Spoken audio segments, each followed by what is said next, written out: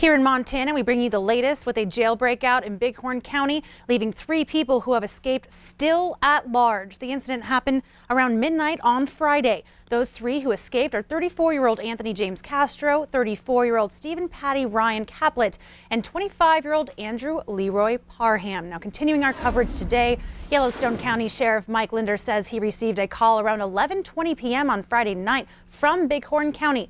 Linder was told that a detention facility officer had been assaulted, his keys then taken, and that inmate did have control of parts of the jail. Now, Yellowstone County Sheriff's Office Tactical Response Team and its Jail Special Emergency Response Team responded to Hardin. Linder says after part of the jail was secured, approximately 50 inmates were taken out and 3 inmates had escaped. After talking with Linder, we dove a little deeper to help us understand what action was taken and into the early hours on Sunday morning. As far as not knowing what we're going to run into going in, that's probably the biggest concern. They had barricaded the one door that we were trying to get in, so getting the door open a couple inches and then being able to reach in there and kind of move things out of the way was the first challenge. They did use a distraction device going in, and I think people heard the loud bang from that.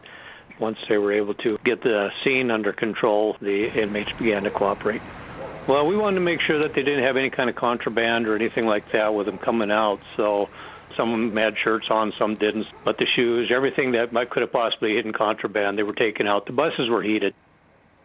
Sheriff Linder says he left around 6 a.m. on Sunday morning, and the Yellowstone County Sheriff's Office main job was to help get control of the jail. We will continue to follow this story. You can also head to ktvq.com for any updates, or you can check out our Facebook page. Well, Valentine's Day is just around the corner. For some, that means a quiet dinner with their partner, and for others, it could mean tacos and tattoos. Q2's Madison Morgan has more. Bodyworks Tattoo and Piercing is one of the many doing Valentine's Day promotions across the state. The shop will have flash tattoos for singles and couples at a discounted price. But just because a tattoo is only $40 does not mean that you shouldn't still do your research. When it comes to tattooing, I really believe that there's 2 things that you should look for. 1, look for the cleanliness. If they expel the energy to come in the morning and clean their shop and have everything ready, you can bet that they have the horse sense to keep their everything clean. The owner at Bodyworks Tattoo and Piercing and tattoo artist of 23 years specializes in doing cover-up pieces because of days like Valentine's Day. His customers don't do their research on things like cleanliness, experience, and style. Don't ever let an artist talk you into something you don't want. These are permanent. Mr. Hamilton is an extremely experienced artist, and that's why he wants you to remember to always check health inspections, even if it's just a flash tattoo. Reporting in Billings, Madison Morgan, MTN News. Thanks, Madison, and for more, you can head to ktvq.com. The Academy Awards, more commonly known as the Oscars annual rewards, those involved in the film industry. And so the Babcock Theater held an Oscars watch party today, complete with, that's right, a red carpet. In the past, the event has been for members only and held at the Art House Cinema. This year, the Oscars were held at the Babcock so that all of the community could attend, and funds from the event are used to contribute toward development of the downtown art and cultural scene. A future project benefited by such events will be an expansion to 3 screens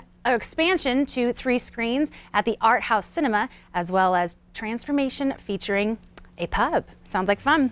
Stay with us, more to come on the 10 o'clock news. After the break, we meet the Montana Cowboy Hall of Fame 2019.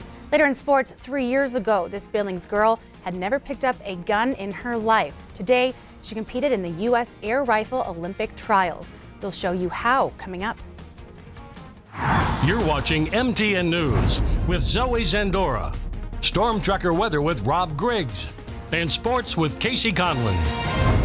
This is the 10 o'clock news on Q2, Montana's news leader.